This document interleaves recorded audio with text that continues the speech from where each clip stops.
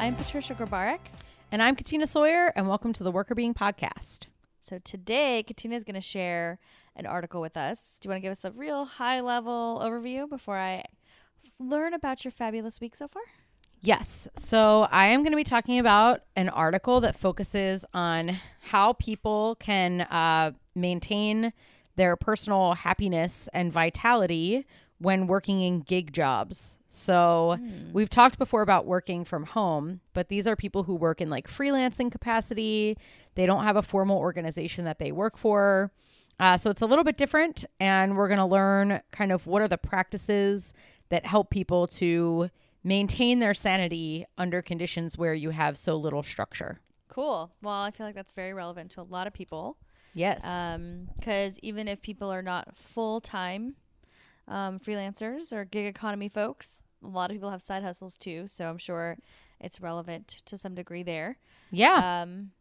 So I'm curious to hear about it. Yes, it'll be good. So in the meantime, tell me what's up with you. How are you doing? I'm doing good. Today was a busy day. I've been conducting a lot of research studies that require me to do interviews. So I've been doing a lot of interviews. So I feel like basically I've just been sitting in my house with these headphones and the microphone on for like hours every day. So this is no different to the rest of your day. Yeah. Except for I talk a lot more in this one. True. On the others, I'm just like, tell me more about that. Tell me more about that. But yeah, so just been hanging out. We didn't do very much this weekend, which was nice. Kind of hung around and tried to recoup. And I think I did a good job of that. So that was nice. And yeah, I don't think I have very much that's very exciting. Oh, we lost our internet for 3 hours. Oh, that's just bad. I know. Nothing. That's I garbage. I know. I like really, I always say that whenever I move or like whatever, if I'm in like a new space, if I don't have the internet, I feel like I might as well just like not, it might as well not even exist, the space that I'm in. I'm like, I'm not a real person right now. Like I can't handle being in here. Like if I move and my internet's not set up, I'm like, okay, well, I don't even like live here actually. Like I need to move back out and come back when it's set up. Yeah. No, I know what you mean. It's really hard, especially like, we both kind of work from home or wherever a lot of the time.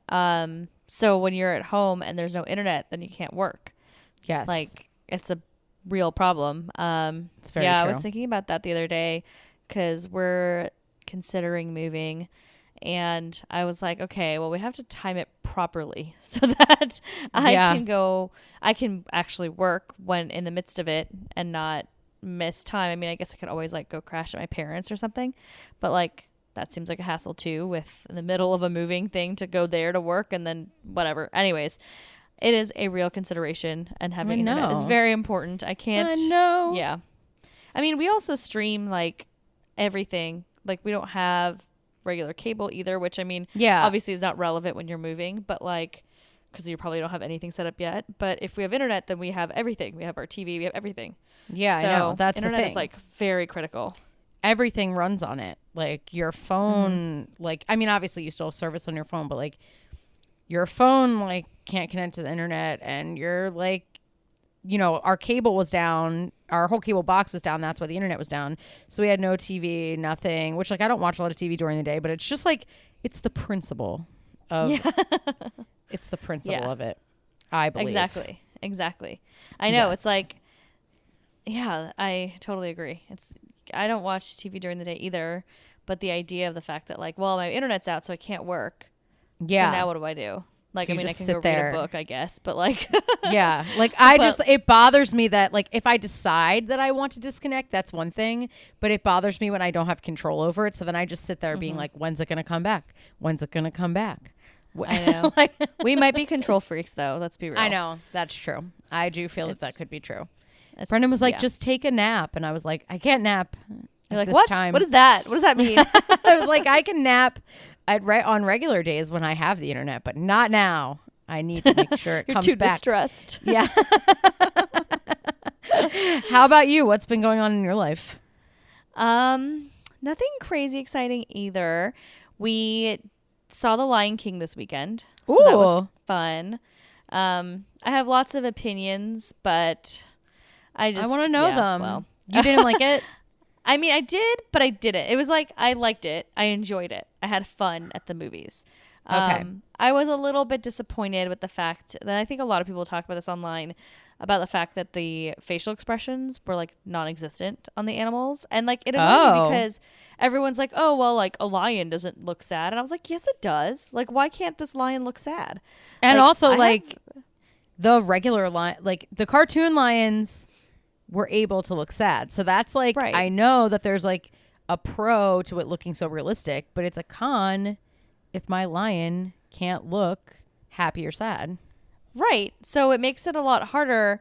So basically, if you can't really tell the emotional expressions of the animal, then that makes it harder. Like imagine, Zazu, like the bird, right? He is a comedic character, and yet a bird with a beak can't really smile or frown or, you know what I mean? Like all the ways that we interpret emotion. So then it makes it that much harder for the actor to portray that emotion vocally.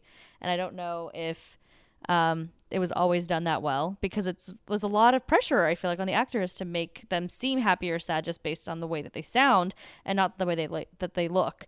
And I also just got frustrated because like I have a cat and she can look sad and she can look pissed and she can look like all the things, right? Like a lion can look sad. Like it's possible, but then like, you know, it's not a spoiler. Everyone's seen The Lion King. Like when Mufasa died, like Simba didn't look that sad. Like he sounded sad, but he didn't look sad. And I'm like, come on, this is weird. This is your dad, Simba. What is wrong with you? So I felt like there was just a little bit of a miss. Like realistic is cool, but it didn't have like it's also still a movie. Like it doesn't have to be super realistic. Yeah, like I know that lions can't cry. They also can't do any of this other stuff. So whatever, make the lion cry. Like the lion doesn't talk and sing Hakuna Matata either. Right. Like right. So we're suspending some reality here, folks. I think we can make some lion tears happen. Yeah, exactly. So anyways, what did you think of Billy Eichner and Seth Rogen? Because I've heard good things about them as Pumbaa and Timon. Oh my God. I think Billy Eichner is like the perfect Timon. Me too. Like, Me too. I mean, we had this whole debate about Nathan Lane versus Billy Eichner, and I think that they're both were good, but I mean, Billy Eichner's more of a modern comedic person. Yes. Comedian. What is the word? I was like, why can't I think of this word? Comedic person. So I think that's part of it is his comedy is like more current than obviously like Nathan Lane, who's that's true. You know, who especially that was recorded in the 90s, so it's like a very different thing. But like I thought he was really funny too, but Billy Eichner was like perfect. Like, amazing. It was perfect. Seth Rogen was really good too. I'm not gonna like say he was bad either, but I think that Timon stole the show. Billy Eichner, really stole the show. That's what I heard too. I love Billy on the Street. I really love Billy on the Street, so I was really happy to hear that. Yeah, his Timon is really good. So I will say that was good. Okay, well, at least there's a Billy Eichner win. Yes. And again, like even though it wasn't that realistic, it was still fun. Like it was too realistic. It was still really fun. And like the actual visuals like are cool. Like it's crazy what they could do, right? Like and make it look so real in a lot of ways. Yeah. So like that in and of itself is amazing. But yeah. So anyways, I enjoyed it. We had fun. You need a crying tiger, but other than that, it was fine. Yeah. Even though Simone didn't look as sad as. Wait, you said Simone or Simone? Simba? Simba. I did say Simone. I meant Simba. I think I was confusing Simba and Timon, and they became one. I was like, wait, I just need to be clear. Did you say Simone? I meant Simba. My favorite character, Simone. He's the child of Timon and Simba. Raven Simone was in this movie. Oh man, yeah, no, that was a big fail. No, Simba. Even though Simba didn't look that sad, I still cried like a lot in that movie. So yeah, there's all that. Right. There's that. Well, anyway, thanks to great performance by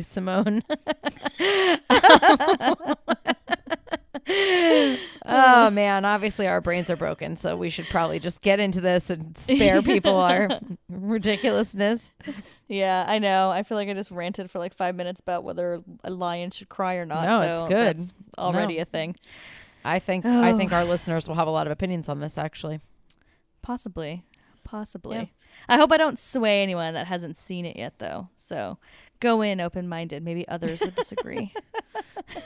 Please don't let me sway your opinions on something as important as The Lion King. I don't want this to throw some election for Zazu. Oh man. Well, good. So tell me about your article. What is it called? Tell me all the things. So my article, speaking of films, it has a very dramatic title. Ooh. It is called Agony and Ecstasy in the Gig Economy. They're really getting in there with that. It is very dramatic. Cultivating holding environments for precarious and personalized work identities. And I'm going to explain what all those things mean and let you know sort of the main findings of the study. There's a lot going on in this study. It was by John Piero Petriglieri, Susan Ashford, and Amy Wisniewski, and it was published in Administrative Science Quarterly in 2019. So it's a pretty new article. New one in a big journal. That's cool. Yes. Yeah. And it's a qualitative study. I always like those. So interview data, got some quotes in here and stuff like that. So I think it's pretty interesting. Yeah. Well, tell us what all of the title means, because there's a ton of jargon in there. Okay. So it's actually more straightforward in some ways than it might sound. So basically, the agony and the ecstasy of working in the gig economy is that it can be really difficult for people who are working in gig jobs. And when we're talking about gig jobs, the people that they had in this study, so they had 65 interviews in the study, and they were all independent workers living in the U.S. So they had people like artists and writers and graphic designers and consultants and executive coaches and like IT workers. They had film producers, things like that. So they were folks that are working independently, not within an organizational structure. And so the agony and the ecstasy that's related to this is that in some ways they found that people reported that it was quite painful to work in kind of a lonely work environment where they felt like they didn't have a lot of direction or support from others, or kind of alone. And they have a lot of freedom to take things in whatever direction they want, which can sometimes be scary. So there's no one telling you what to do, which sounds like it could be cool in some ways, but in other ways, it can be kind of frightening to be sort of in charge of everything. And because of that, people felt like their identities and their work were sort of what they're calling precarious, that they were more up in the air than other people's work identities. And they had some more socioeconomic concerns because they were constantly forced to rely only on themselves to make money, which can be scary. And they had some other kinds of more human related concerns, like I'm by myself and I don't feel a part of something, and I hope that I'm doing something that's meaningful compared to maybe some of my other friends who I see in other kinds of jobs that I can clearly see like the impact that they're making being a part of something bigger, and what am I a part of? So those kind of more like existential questions. So that's kind of like the agony. But then the ecstasy part, or the happy part, was that they were able to really do work that they could express themselves through, that they could use as self-development, and they could really personalize to themselves and their identity in a way that people in traditional jobs could not. So there's sort of this, what they found, sort of cycling back and forth of these feelings and emotions that kind of never go away for people in gig work, where they go back and forth between these feelings of sort of being precarious, kind of more feeling more lost or alone or scared, and then feeling really energized and lucky to be in a job where they can do what they want and be the person that they want to be to a greater extent than if they're working under a corporate umbrella. I mean, it makes a lot of sense. Like, I'm just thinking of my dad as a good example. So and I know your dad started his own business too. Like, so my dad, he's a one-man shop, and I feel like there's always this fear that he's not going to have enough work next month or something like that, that he takes on probably more projects than he needs, right? Like, because he gets anxious about the whole financial thing that you're talking about. And then, but then on the flip side, like, I can't even imagine my dad working for somebody else. Like, he's just so independent, and like he structures his own day, and like I think he really enjoys all of that. I think he likes the fact that it's, you know, his thing and he's doing whatever he wants and it's just him, right? So I do see, just like even in him, just as one example, like that definite struggle. Like sometimes he's so overworked and so stressed out because of that like nagging feeling that I'm accountable for my own money and financial well-being, but on the flip side having the ecstasy part, which agony and ecstasy, like, come on guys, that was just weird. I know. It's a lot of dramatic words happening there. But yeah, I agree. I think one of the things that, to your point, is really freeing about working for yourself is that you get to make the rules. You get to pick what you do. You can turn down projects that you don't want to do. You don't have to work with certain people if it's really a pain. You can say, it's not worth it to me to do that work. But then I also notice, and you mentioned my dad also started a company, and I know that for him, like not having anything to do for the day, like let's say, work is a little bit slower. In a normal, I think corporate job, if you don't have anything to do for the day, like you're all caught up and you really don't have anything else to make progress on. It's just like, okay, great. Like I have a day where I can get some more personal stuff done, or like I can chill a little bit more. But I think from his perspective, if he has a day where he doesn't have stuff to do, he feels very anxious because it's like, oh no, like I need to be finding more stuff to do. If I have a day that there's nothing to do, then that means that I haven't gotten myself enough work, which means that maybe this day will turn into 3 days, which means and there's this like anxiety, even if it's just like in every job, you can have like a slower time period or a slower day, but it seems to create this like greater anxiety because it's like, there's this greater feeling of responsibility over workflow and, just your livelihood in general, I think. Totally. Yep. Same thing that I see with my dad too.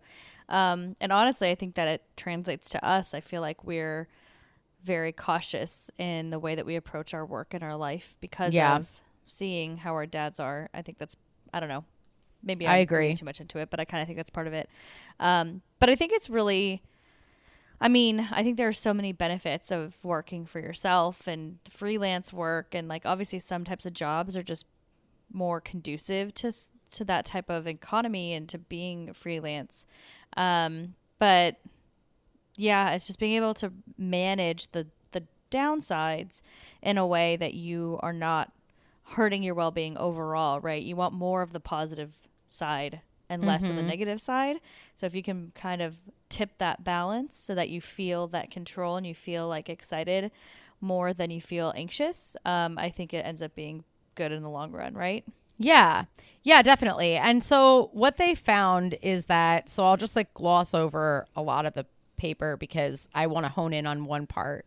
But what they found is that, just like we're saying, when people feel like they're kind of lost and they have these socioeconomic concerns, it sparks them to focus a lot on productivity. Like, I have to keep doing these maintenance things to make sure that I have more work. Like, and by maintenance things, I mean, like, I have to keep following up with clients and going out and getting more business. And I have to make sure that there's this constant flow of work. And I have to, do things that I can clearly see, like, okay, I've completed something today, like, because nobody's giving you that validation. So it has to be clear. So they have this like productivity focus, and they also experience these like emotional tensions because they feel really positively oftentimes about the work that they're doing, but they also have this like teetering back and forth between feeling afraid and anxious about their job. So they feel both these like emotional tensions and these like extreme pressures to perform that can sometimes make the job feel a little bit overwhelming.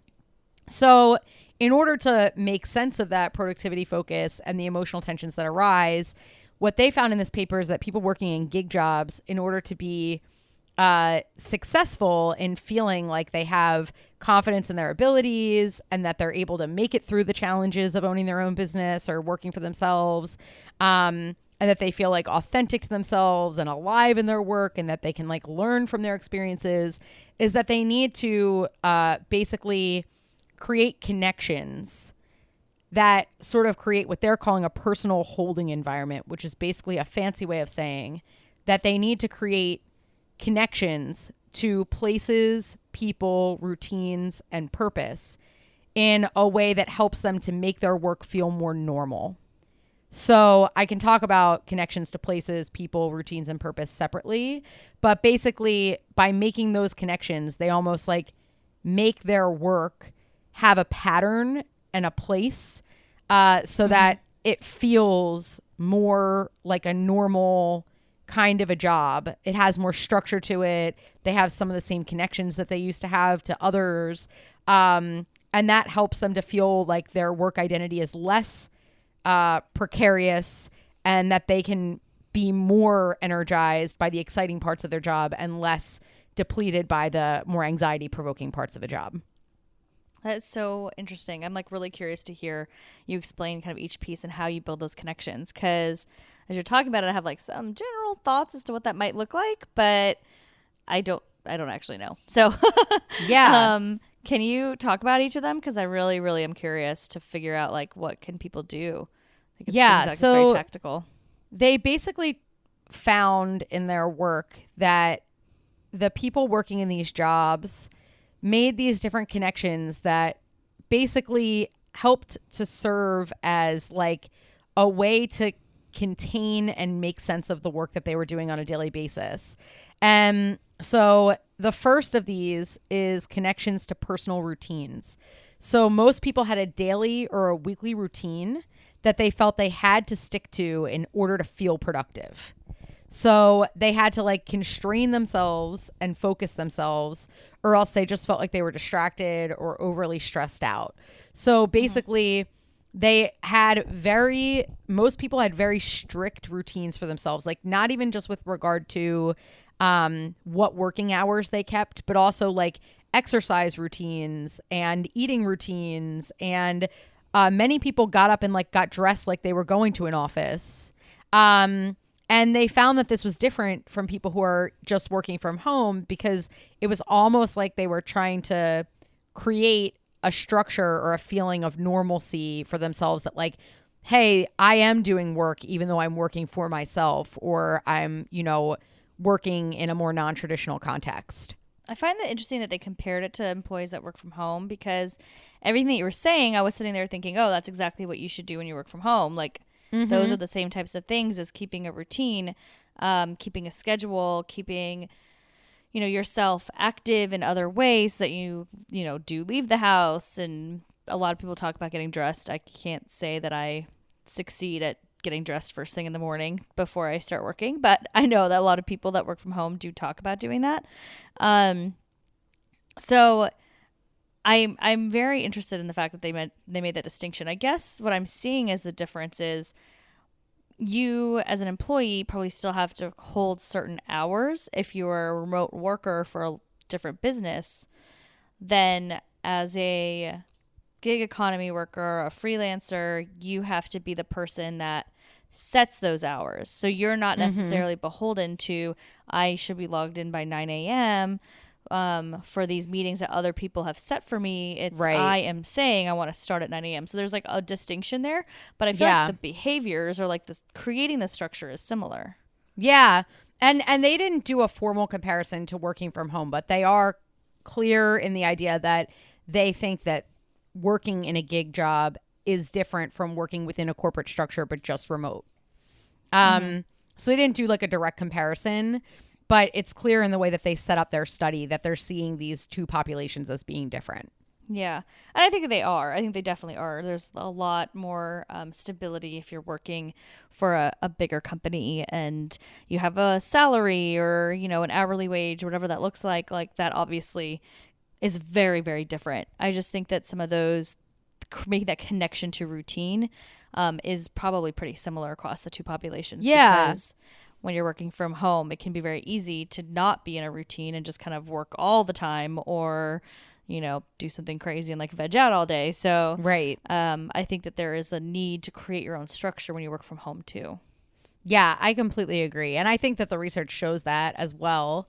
So yeah, I think that in some instances, maybe the blow of having less of a structure might be greater. So like some of the quotes that they took from people that had their routine disrupted. So this person used to take a bike ride every morning before starting their work and felt like that was the thing that like got them focused on their work or their ability to focus. And then they got injured, and now they're saying that they struggle with their work. They struggle with structuring their time. They aren't like getting out of the house right away, and they've had these really weird cycles, and they feel less productive, and now they're really stressed and overwhelmed by their work, even though their amount of work didn't change. It's just like they feel like their routine was disrupted, and the routine seems really important for feeling productive when there's no one like setting that routine or schedule for you. That makes a lot of sense. There's like a component that is different in terms of the way that you perceive that routine and the importance of that routine when you are freelance versus when you are a employee of a larger organization. Yeah, like in other words, I'm not really working, or I don't feel like I'm really working unless I make it feel like I'm following some kind of structure. Interesting. So that was one. Another was connections to physical places. So they found that people described their specific workspace as defining their working self in some way.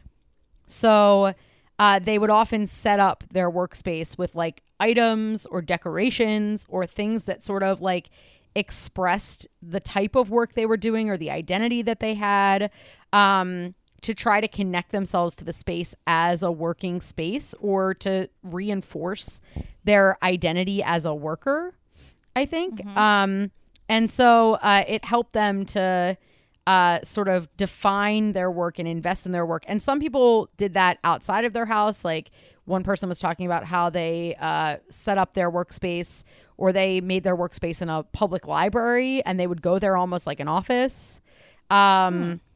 Other people were talking about that they had separate spaces in their house, sort of similar to working from home, that we've talked about, like creating a separate space in the house. But I think interestingly, people kind of talked about that they needed things that caused them to feel creative or feel innovative or allowed them to connect with their work identity in some way that was in that space. So again, just like this identity reinforcement seems more necessary within gig work.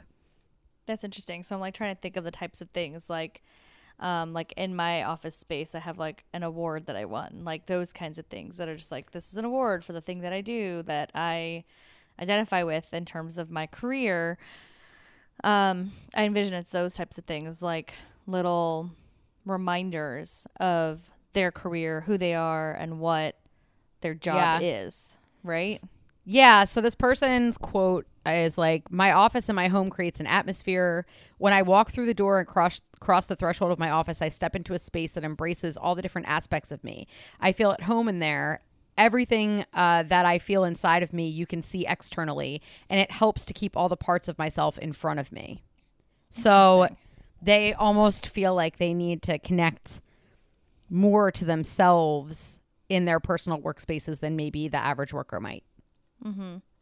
I mean, that makes a lot of sense because, if I'm working at Google, I might have like Google stuff on my desk, right? Because that's what I'm given, like some swag or whatever. I've got all this Google stuff. And so like I'm identifying now with Google, which is my employer. But when I'm working for myself, I need to identify with myself because I am the employer. Who I am is what I'm selling in a lot of ways, right? Like I'm selling whatever product, whatever service, whatever I'm doing.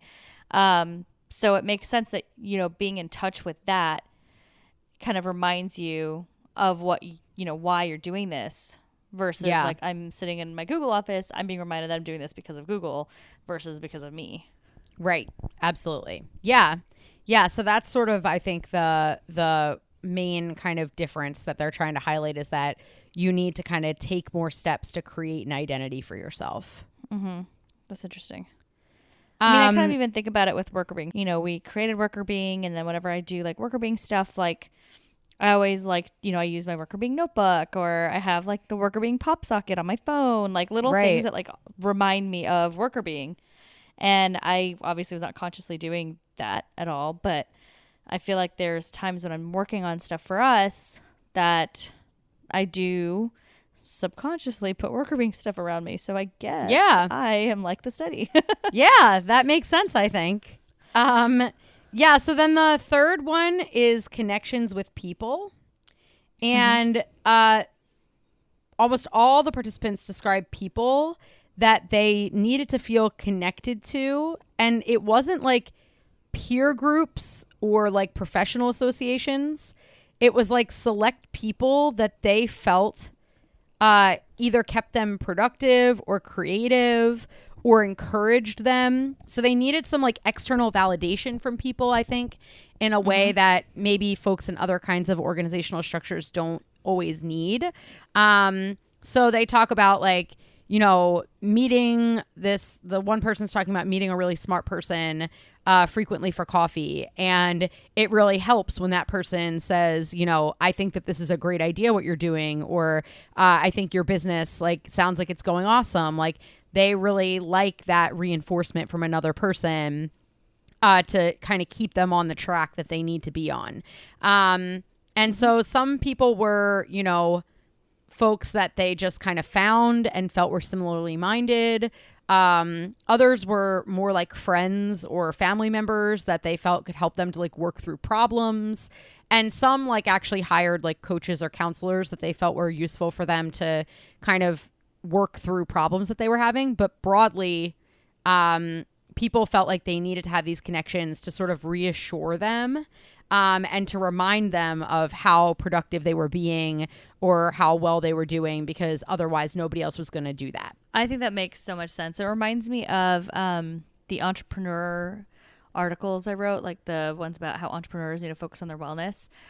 We can link to them in the bio, in the show notes.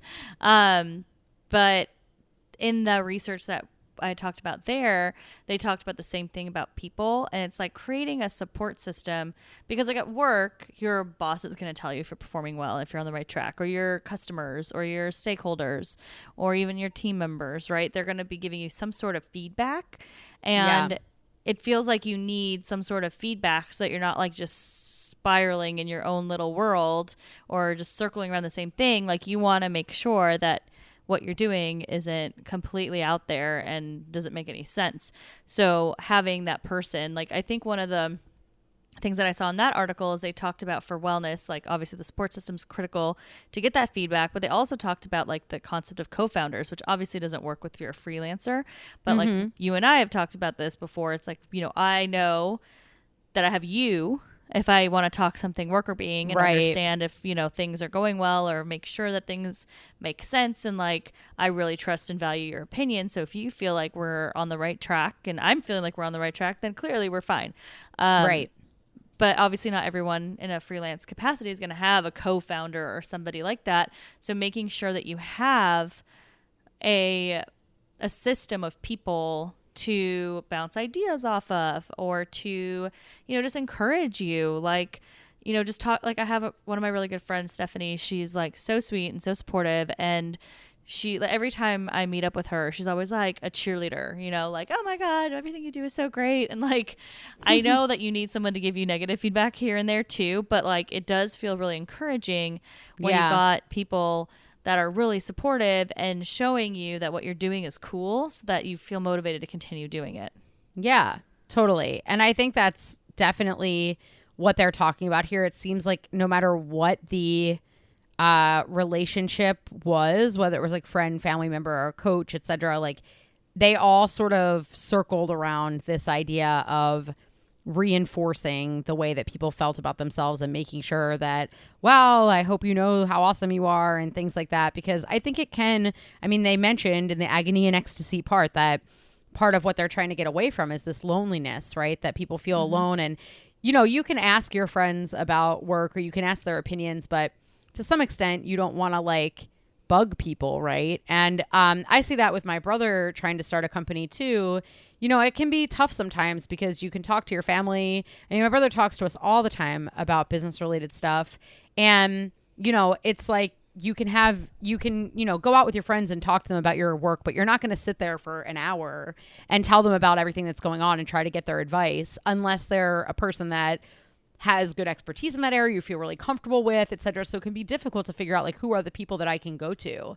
And once you find those people, you're probably more likely to stick with it because those relationships are really meaningful. Yeah, it reminds me of the advice that I feel like I always see for entrepreneurs is to create a board of advisors. So like finding people that maybe have different expertise than you, but it doesn't even have to be that, right? Just people that a part of their purpose is just to talk to you about your work. And so it seems like a very similar concept. Like that's something that people talk about all the time, like kind of in the, you know, the business world, more outside of research. But it seems like this is coming up here is that people need that board of advisors, that friend that you can consistently sit down for an hour and talk to about work. Or, right. you know, maybe you do pay a coach, or maybe you have an aunt that's like really successful in a similar space and she's kind of your mentor. So trying to find those people that can guide you, but also really just support you and be your cheerleader. Yeah, absolutely. Yeah. So that's one. And then the last one we've talked about a lot is connection to a broader purpose, which is important for everybody in all jobs, but they see it as being specifically important for people working independently because it can be difficult sometimes to draw on or find that purpose if you're really having to create it for yourself. So like this painter that they interviewed was talking about how it's really important to do work that they feel proud of.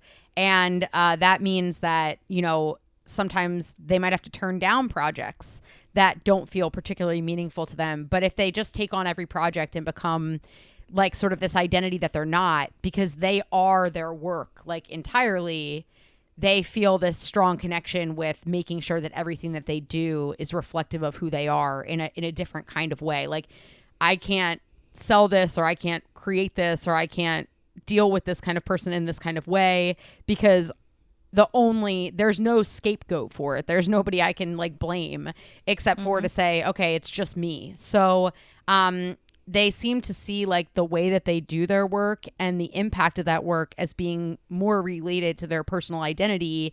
And for that reason, like the broader purpose that they were connected to seemed really, really important to the people working in these kinds of jobs. Again, that makes a lot of sense because it's just you, right? It's just you. So why are you there, and what is causing you to be in the space that you're in? I think having those answers is really helpful when you're talking to potential customers, but also I bet family and friends, right? Like people like, yeah, we talked about your support system, but you also have those detractors, those people that are like, well, does it make sense for you to have your own business? Does it make sense for you to do it this way? Right. So if you know why you're doing it, if you have a purpose behind what you're doing, then it makes it a lot easier to stand by that purpose and then continue moving in that direction that you really want. And I mean, businesses have mission statements. Then the goal, not every business succeeds at this, but the goal is to move towards that mission, right? And so it's almost like a personal mission statement, right? I'm a freelancer, I do X, this is the reason why, this is the mission for myself, and this is why I'm going where I'm going. And I think that makes a lot of sense. Yeah, totally. Yeah.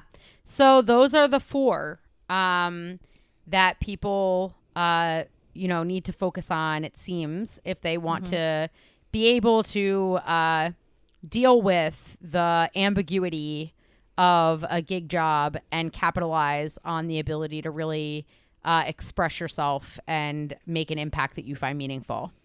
Have more ecstasy and less agony. Yes. Yes, exactly.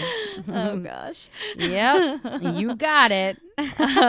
So it's the 4. I'm going to repeat them to myself because I'm just trying to make sure I remember them. We're talking about routine. We're talking about place. We're talking about people. And we're talking about purpose. Right? Yes. Correct. You got it. Cool. I mean, they all make a lot of sense. And that's a really interesting study, though. I'm sure it got a lot of popularity because of this whole like gig economy topic Yeah. that's super trendy right now. Yeah, it did. So and cool. There's not a lot on this topic. So, you know, hopefully people will continue to build on it in larger samples and maybe with, you know, different kinds of methodologies. But for now, I thought it was an interesting study that sort of highlighted what might be unique and important to people who are trying to, you know, find themselves through the work that they're doing. Yeah, I'd be interested, and I don't know, I could be just ignorant of this, and maybe you know.